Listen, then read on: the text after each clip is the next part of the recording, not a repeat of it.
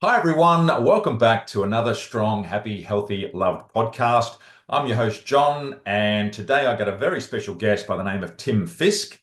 Is the founder of a organization, now a charity, called Complete Men, which is around supporting men through their growth and their healing. Done a number of other things. We certainly want to get into that. Um, Welcome, Tim. Hey, thanks, John. Great to be here. And I'm sure all your guests are very special. They are. Everyone's special, so just depends Fantastic. on the level of specialness. So look, really appreciate your time and energy today. Been a while since we've caught up, but always loved our time working with you, working under you. Like to start off with your assessment of your growth as a child around mental health awareness, or whether it was a happy childhood, a challenging childhood. How did you see those formative years for yourself? Wow. Okay. At the time, just all normal, but now with the benefit of hindsight and having seen the impact different things, little things, big things in childhood have on people as they develop into adults, I'd say my childhood. Yes, you're right. I've known you for a few years, and mate, you are a big, strong man, and I imagine you were a big, strong boy. Well, I wasn't. I was a weedy little kid, and in my family, yeah, my grandfather was a bit of a well-known dude, so I always got brought up with these messages. You're special, our family is special, all of that sort of stuff. And then I get in the schoolyard as a weedy kid, shoot my mouth off, and learn that I wasn't that special at all. In fact, I was pretty inferior in a lot of ways. The bigger they were, the harder I fell. So I guess I got the gift of learning how to communicate and getting a bit of a mouth on me and being the class clown and all of that sort of stuff. But yeah, it was pretty challenging. Yeah. And it's interesting when you do have those either coming from it as a less than or feeling superior than, how quickly we get the level playing field when somebody wants to challenge the narrative or put you in your place, whether you get angry, whether you get withdrawn. Your natural tendency, I'm assuming you're a great communicator, so that those skills were already in play. Did you find that was you relied on that a lot, or was something you did have a notice of about communication? I don't think at the time I really realized any of this and what was going on. Um, I just remember as a teenager and a younger kid just feeling unsafe. And, while there are some great things that allowed me to develop into the person I am today, there are also some pretty terrible ones. And a big one of those was anxiety and not feeling good enough and not wanting to be exposed. And I guess learning to wear a bit of a mask to cover all of that stuff up. Yeah. So looking back then, I mean, who were your heroes or inspirators? Did you have anyone you wanted to emulate or thought, man, if I only had those skills, that would make my life better? Wow, great question. And I wish I had some, well known names to sprout, and there obviously were. But I think my role models generally were pretty unhealthy. Gangs, drugs, all that sort of stuff. Yeah, that seemed pretty cool to me as a very young guy. And then, of course, going through my early 20s, um, discovering sex, all of that stuff. And the trouble I had with role models and people like that is I'd put them on pedestals and wow, they are so good. And then they'd let me down. And I'd become slowly, bit of denial at first, then quite resentful. Yeah. Um, so yeah, but I realize role modeling, I take it on all the time. And I guess as I get older, I realize the impact that my behaviors and actions have on people that I know, on younger people, even little kids, grandkids, all of that sort of stuff. Yeah. So the early work you were drawn to, what was that sort of career aspects looking like? Oh, I struggled a bit till I found my little niche, and then it went quite well. until it didn't. I've always struggled a bit with mental health. I still get a bit of seasonal depression these days, even though I have the awareness and the tools and all of that sort of stuff. But yeah, it was quite a scary thing to go through as a younger man and not knowing what's going on. Yeah. And I think, this is about mental health. I think what's really helped me with mental health is just awareness of what's going on, and awareness that sometimes I make things a lot bigger than they are. Sometimes I panic. Sometimes I get a feeling of maybe it's shame and I don't want to have that feeling. I'm going to shut it down at all costs and control everything out there. And now I've learned that, oh, that's something that's going on inside here. And that's a very different approach to controlling or accepting what's going on in here than trying to work it out all out there. Yeah.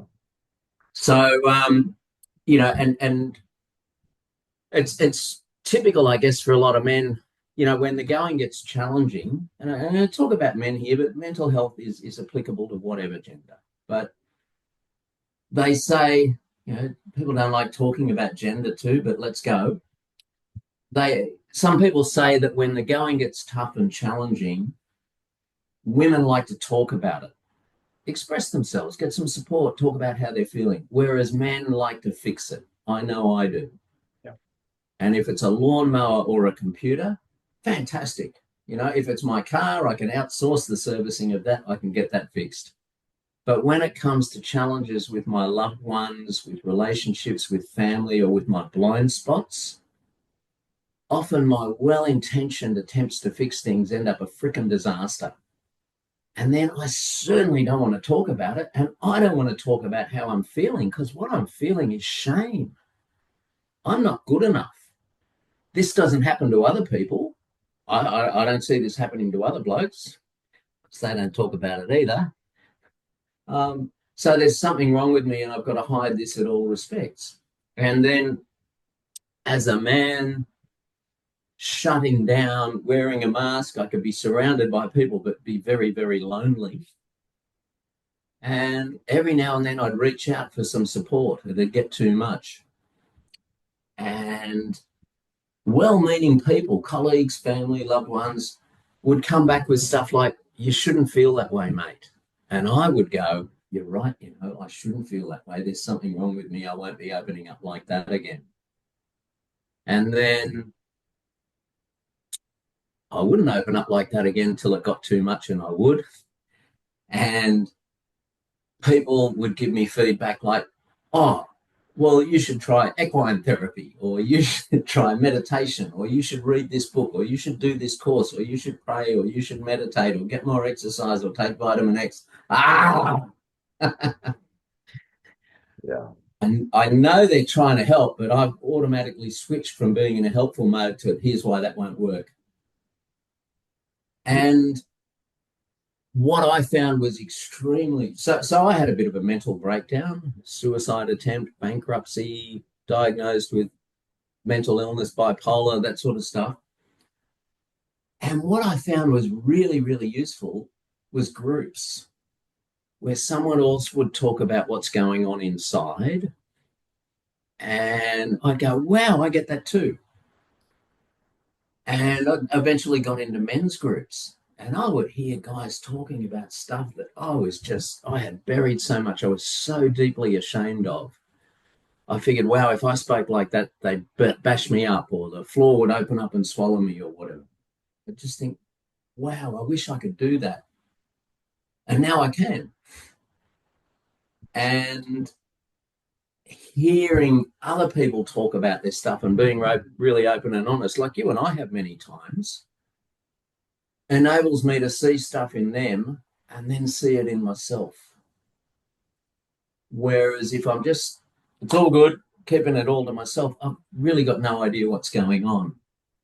So getting some awareness from others, which is why I think what you're doing here with the podcast is just fantastic. Other people can go, oh, yeah, he's full of crap. Or, wow, I got a bit of that too.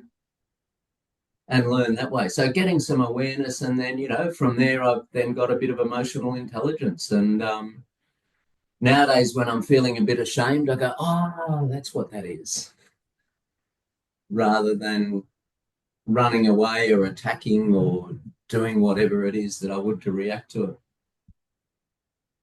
No, thank you for sharing. I mean, it's wonderful that you've got such a vast um, vocabulary around your life and you can put it so well and compartmentalize it all. I mean, that's taken a lot of years and a lot of, you can gloss over some of those facts. But again, to live through them and for people to go through them and come out the other side, if they come out the other side.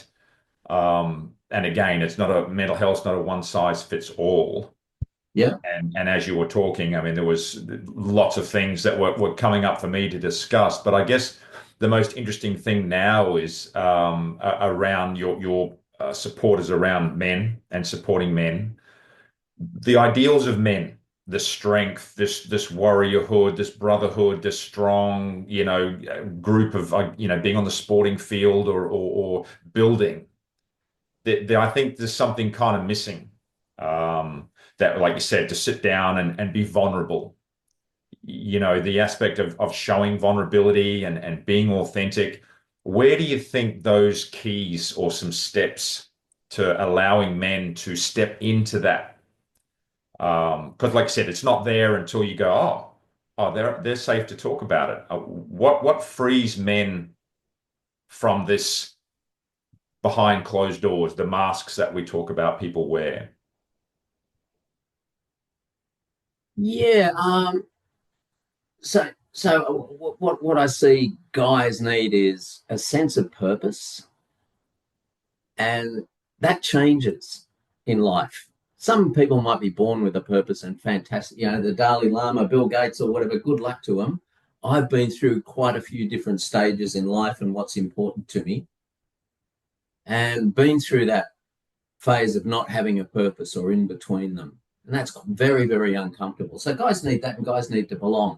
And some guys can do that and improve their mental health similar to in the way that I have by being vulnerable. But it doesn't have to be for everybody.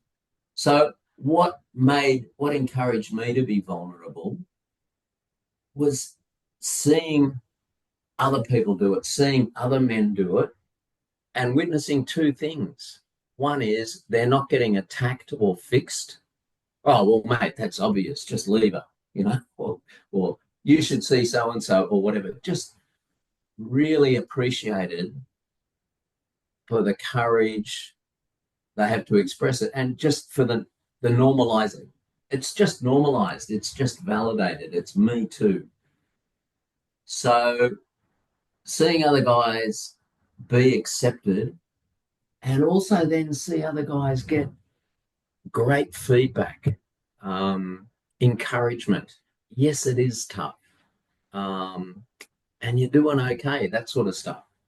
Yeah. If I see, yeah, some guys are competitive, I know I am in some ways, I know you are in some ways. If I'm in a group of guys and they're all going, I have an enormous penis, I have a huge job, I have this, I have this, I have this, aren't I fantastic? Your turn. I'll bullshit and play that game too. That's pub talk. But if I hear guys being really open and real after guy, and then it's my turn, it's going to be so out. I'm going to be almost competitive in what I can come up with as well to add to the mixture, to add to the pot. It just really works. And I guess in my experience, what makes that safe is some type of structure.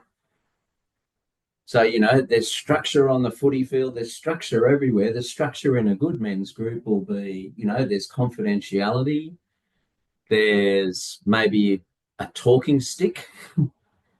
So when a man's going through his thing and maybe he's struggling for some words or just pausing or whatever, he's not going to get interrupted. He can process it and get it out at his own pace, because it's hard for some of this stuff to come out.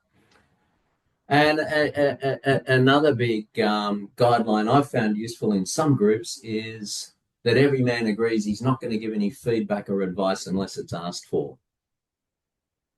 And I know when I'm struggling and don't know what to do, I don't want to hear, this is what you should do, Tim. What I really want to hear is from about 6 or 10 other blokes, wow, when I was in that similar situation, this is what it was like for me. This is what happened. This is what I did that worked. And even better, this is what I did that didn't work. Yeah. And I can then pick and choose and get inspired and motivated. Yeah. I mean, I'm a big believer of the groups, and it was certainly interesting for me to watch and observe, and people who are natural default settings to want to just offer advice or, hey guys, you've got 3 minutes, and after 3 minutes, they're only just opening the door and stepping in, and you've got to give them a, hey, we've only got a certain amount of time. So these protocols are really important to discuss. But the challenge I see is getting people or getting men to the groups and having them allowing, if they're sitting there and they're suffering. And so again, lots and lots of programs, lots and lots of opportunities to support people. I want to take you back to when you were struggling with your mental health and the midlife experience. What protocols kind of showed up for you? Was that offered to you? Did you had to go seek them? Was that something you just intuitively wanted to improve? I mean, what was there for you? Um, I think after a suicide attempt, I engaged in some mental health recovery groups, you know. Um, and I really, really, I don't want to glorify suicide attempts and everything like that. And I'm a trained in suicide prevention. But I think one of the things with my failed suicide attempt was I didn't really think that I'd have the courage to do it. And I did. And then I thought, wow, if I've got the courage to do this, what else can I do? So it was like a turning point in my life. And I was actively looking. I'd first come across men's groups when my marriage fell apart a few years before that and found it a very supportive sort of environment. And then when I was looking for men's groups in about late 2000s, early 2000s, I found a men's group in a place that I was living, but I was living in a different country and all of that. I couldn't find a men's group. There were ones where you had to pay, or there were ones that were, and this was around Byron Bay, which is sort of the home of a lot of that stuff, but I just could not find one. So later on, I eventually found a couple of really, really good ones. And later on, when I moved to the Gold Coast and set up Complete Men, I wanted to just have something that wasn't once a month, that was every week for when guys needed it. That wasn't, you have to pay money. It was free if blokes couldn't afford it, or they could donate a little bit to help cover the costs if they could. And that it wasn't, really, really deep men's work, but a gateway to it. I've done lots of men's work with other organisations. Complete Men is still nice and simple and welcoming. And it wasn't it wasn't pub chat. It was serious. And when I set up Complete Men, and before that, there was Men's Sheds, Men's Wellbeing, Mankind Project in Southeast Queensland, and maybe a few other little things. Nowadays, wow, there is so much around. There's Dads with Prams, there's Mr. Perfect Barbecue, there's Grab Life by the Balls in Sunshine Coast, there's walks around the lake, there's walks around the beach. There's so many different things. The culture has really, really shifted. And I think some blokes come along to our groups and think, what a bunch of wankers. I want something really strong and tough. And other guys go to that and go, oh, what a bunch of jerks, or this and this. Not one size fits all. And people are ready for different things at different stages. And it's just great to see there's so much around. And mate, it's awesome to see what you're doing with this and the other stuff. That probably wouldn't exist in this form, forgetting the technology, just the culture. It wouldn't exist in this form 20 years ago. Well, it's certainly a risk that I realize and you shared, and I do want to commend you on how well you've shaped your own experience coming through and wanting to give back. And I guess that's a point, getting to my point now, wanting to share and be of service and be a man who can support other men. So it's nice that there are so many opportunities now, not just with men or with women or supporting children, that we are a community and we want to give back. So the fact that you've seen it grow so much that I remember you sharing that if you're just going to show up and hey, I'm great and I feel good and let's run a men's group, it's like you came to the men's group because that's what you needed. You Yeah. needed a group. You wanted to create a tribe or a group of men that you wanted to connect with. So it's interesting that without your suffering, without your past, it just wouldn't work because you can't talk to men about potential suicide or these mental health issues if you haven't been through it. And that's important, that the struggle is sometimes the gateway to freedom. Yeah, and I think if there's a lot of men's coaches and a lot of this, all sorts of different things around these days, and I often have interesting conversations with people. Like we get a lot of people wanting to volunteer with Complete Men. Oh, why do you want to do this? Oh, I want to help the other guys. Yeah, yeah, yeah, I get that. But what's underneath that? Because there are some guys out there doing what you do, doing what I do, doing what we do, who are I've got it all together. I'm really awesome. Um, and maybe there are some guys like that in real life, like a Tony Robbins or something like that. But um, what I have been attracted to, people like that, I've put them on pedestals and then end up resenting them.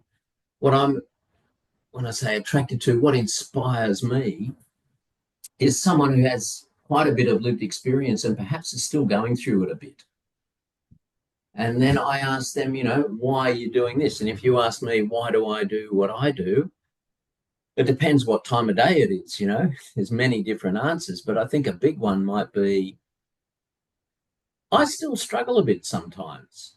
And I sometimes still, I used to react all the time rather than respond. Couldn't see the big picture, drama queen, overreacting, all of that sort of stuff. And I do that so much less these days. I can respond rather than react. And when I'm reacting, that's my little boy, my scared little boy who's driving the bus. And what I'm doing when I help other guys going through stuff, two things. One is I learned in addiction recovery in AA, the best way to help someone get sober, best way to get sober is to help someone else get sober. There's a bit of role modeling and also, when things are going well, it's easy to stay clean or sober. But when things are going tough, the self-worth comes in. I'm not worth it, so I may as well throw it all away. But if other people are counting on me, my codependence gets me through. Yeah. So, the I can help myself heal by helping others heal. The other one I see that in helping guys is, and at my age now, most guys are younger, although I do help some older men. Um, I'm healing my younger self by helping them heal themselves. I am helping scared little Timmy, that scared little 6-year-old boy who's still very much alive in here. I'm calming him down and giving him some more awareness so next time he comes across a scary situation, it's not so scary. And I think that's why I do it. I'm interested to know, mate. I don't want to put you on the spot in your own show, but this is a big calling. This is a big career change for you. You got a lot of passion and juice for this. What do you get out of it? Well, that sense of service that I'm contributing. Um, Yep. a lot of my life has been around wants and success, and like you, I mean, you full segue back to I didn't feel I might have been a bigger kid when I was younger, but I didn't feel it.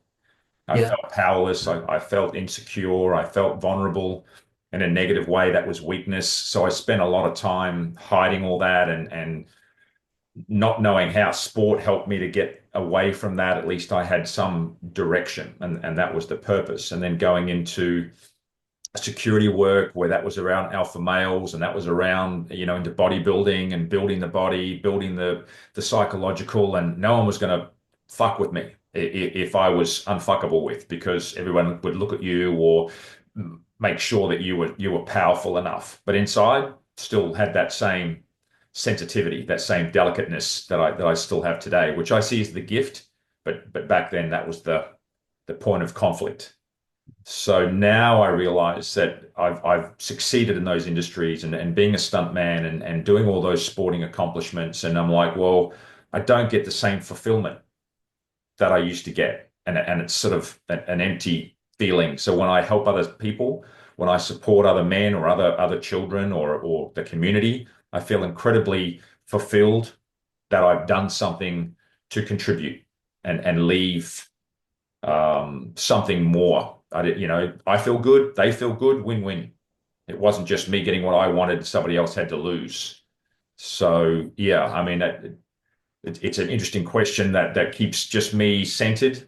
And when I do feel down, or I feel like I'm not being enough, amazing if I get myself out of the house, go and do some people watching, smiles, talk to somebody. Who knows? I might make their day. They might be feeling terrible, and we won't know how other people see us.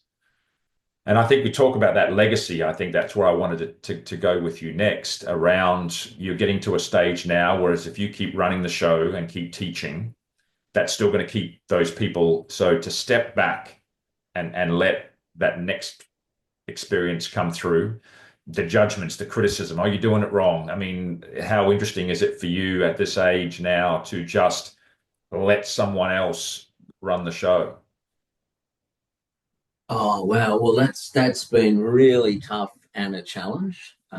So I've just turned 67. I'm officially an old age pensioner now. Woohoo! And yeah, I've studied eldership. Started, getting interested in that after I turned 60. And yeah, it's really, really hard to let go. It's just another change. I'm going through like adolescence, midlife, all of that stuff, stepping into eldership. And I've really had to come to terms with, can complete men, or can these groups, or can whatever, can this fail? Can I let it go? And I just spent so much passion building it all up and making it perfect and all of that sort of stuff. That's a really hard transition to go through. But at the same time, I'm having to do this with my life. I have less and less years, and that tends to change the perspective as well. And legacy becomes more important. So there's a bunch of three guys and a bunch of about 20 volunteers who are running the men's groups nowadays. And, you know, I attend as an honored guest sometimes, or a bit of an ambassador, which is cool. And I'm really conscious not to jump in and, oh, it should be this way, because I'm doing more damage than good. These guys are running it now, and they're running it their way. And that's been hard to do. And as I put things down, new opportunities come in and new opportunities come up. So turning Complete Men from just an ABN sort of thing that I had into a charity, that was quite a bit of work, but now it's sort of pretty easy to administer and to run. And I'd been doing some work with an organization called Powerhouse Programs that does a rite of passage for teenage boys and their families. And we basically take a bunch of teenagers into the bush for nearly a week with their dads or a mentor in their life, and there's no power, there's no cell phone signal. It's awesome. And we, sit around the fire and tell stories and give them a bit of a challenge, and, acknowledge their transition from being a boy to a young man. And we get so many volunteers come along, which is how I started with it, and spend that week in the bush in isolation, just so that they can be the best men they can be without interruptions or distractions for a week. It's an amazing piece of work, and very, very rewarding. So as their leadership was evolving, they asked me, did I want to become involved? And not really. Happy to be part of the community and a volunteer. And in the end, I said, well, why don't why don't you become a charity? And they didn't really have that skill set to do it. So they're now part of Complete Men. And perhaps there's a bit of future there with Complete Men with other people who are doing good community based work and want the benefits of the tax deductions and the free Google ads and all of that stuff, but just don't want to do that administration. That's an opportunity that's opening up now to help more and more people, more and more families, more and more men. And another one is, just someone gave us a big donation about a year ago because a high profile man in his early 40s who, with a couple of kids, had taken his own life. So the community got together and raised some money for suicide or prevention or mental health for men and offered it to us. And we said, well, wow, if you really want to help some men, this is perhaps a bit bigger than us. Very flattering. So we put together a collaborative and we had an event on the Gold Coast a couple of weeks ago called Men, Mates and Mentors. And it was a collaboration between Men's Wellbeing, Mankind Project, the Men's Table, Dads in Distress and Complete Men. And we had over 100 blokes turn up and we had a community evening with over 100 people, women, families, social workers, politicians, that sort of stuff, and show them that we're not, men's right activists or from the manosphere or whatever. We're really just trying to support and help ourselves. And then through that, the community. And that was awesome. So I think there's potential there to do more of that in a better way on the Gold Coast. And perhaps there's potential there to do that in other parts of Australia. And so we've built up, if you like, the brand and the methodology and the way of doing it. And other men's organisations could become involved. So maybe that's something I'm looking forward to as well in my retirement. Incredible. It's such an amazing energy that you've brought in and continues to grow. And like you're saying, the potential and that's something we can all just look at and go, well, hey, if we do nothing, then it doesn't do anything. Yeah. And the fact now you've seen it and wanting to continue to bring it in and make it grow. And I know you're a dad, you've got two boys of your own. And again, do you find it interesting that you're talking to yourself, you're helping all these men, you're helping all these families, and then you look at your own life and depending on how well that's going, isn't that an interesting dichotomy that sometimes those closest to you may or may not get how other people see you or what you think of yourself? Do you find that an interesting journey to work with? Oh well, that's a whole other podcast episode. Okay, there. Um, I have two sons. I have one who lives with me here on the Gold Coast. They're twins, and his twin brother's in Auckland. And I haven't spoken to him for a couple of years. And one of the things, and my other son, I have an amazing relationship with. It's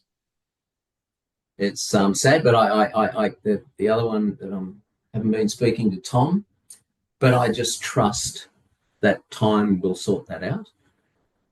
And I've worked with some powerful men in men's work and spoken to their sons and mentored some of their sons.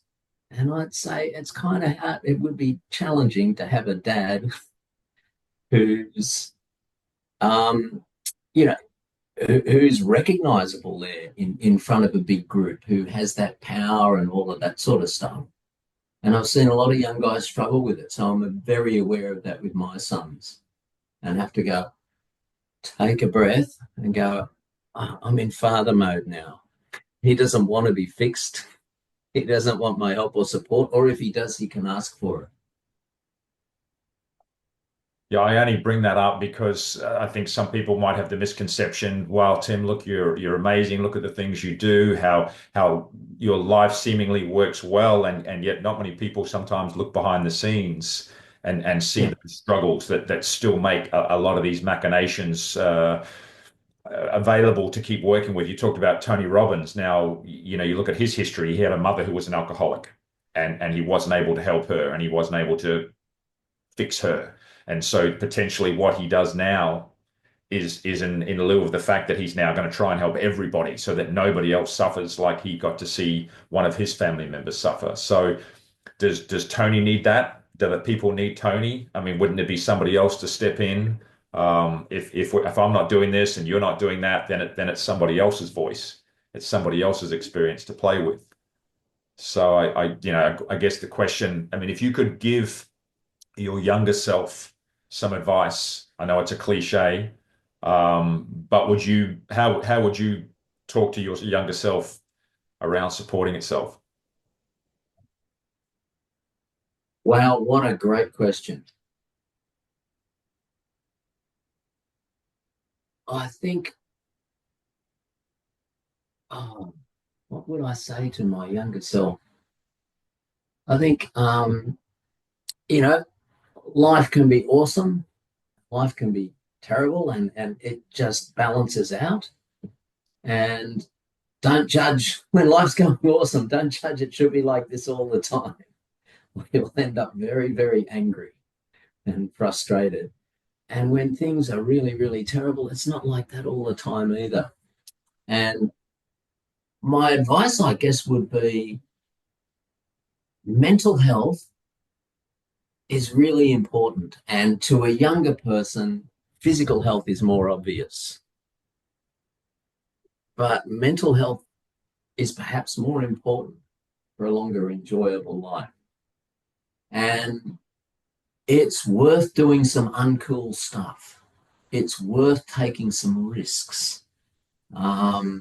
Pretty well everything I've done to support my mental health growth has involved getting out of my comfort zone. It's been terrifying.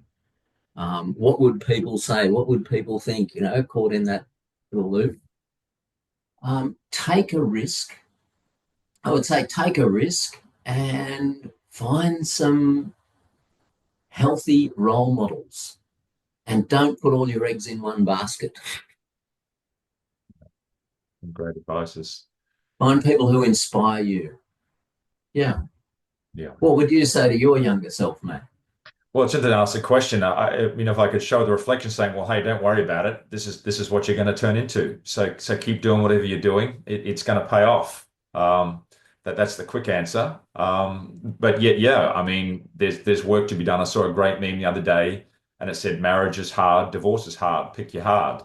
Yeah, yeah, yeah, yeah, yeah, Hard, yeah. being out of shape is hard. Pick your hard." So there's all of those levels of how hard do we want to work.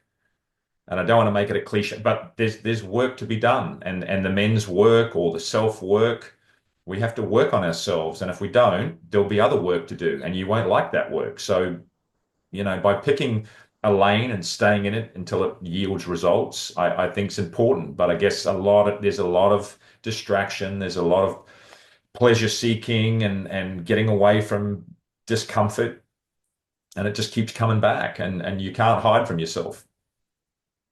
And the other piece of advice I'd give my younger self is, there's a hugely rewarding life ahead, which I could not see. All I could see about getting older was a downside. Yeah. Loss of hair, loss of sexual potency, loss of muscle, loss of everything. And I guess I come to this turning point all the time, make many decisions, but I've come to a sort of turning point of I could end up a grumpy old man. I've got a good friend I've known since I was 6 years old, and we sit in the balcony and complain about Trump, complain about the government, complain about, sexual identity, complain just everything that's wrong with the world, and we've got answers for everybody. And our role models for that are the two old blokes in the Muppets, just grumpy old men. And we have a bit of a laugh and we realize what we're doing. And that's not us. Yeah. But I know some grumpy old men, and I become one sometimes. And that's really not a fun, rewarding place to be. And then the other place I can be is the elder. And